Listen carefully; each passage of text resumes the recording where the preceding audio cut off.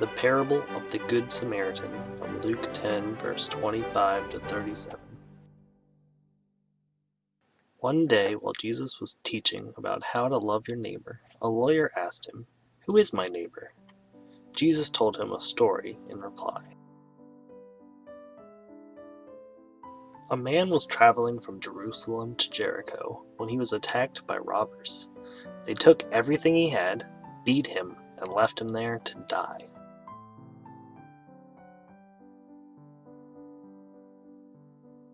But as the man lay dying, a priest came along. The priest was just like a priest or pastor today.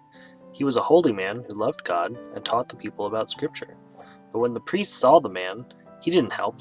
Instead, he passed by on the other side of the road. Then came a Levite.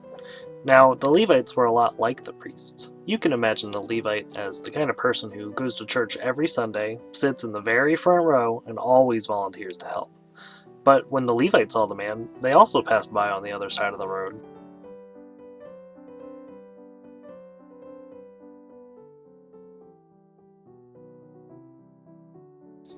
And finally, a Samaritan came passing by. Now, nobody liked the Samaritans for reasons, but when the Samaritan saw the man, he did everything he could to help, even paying an innkeeper to take care of him until he fully recovered.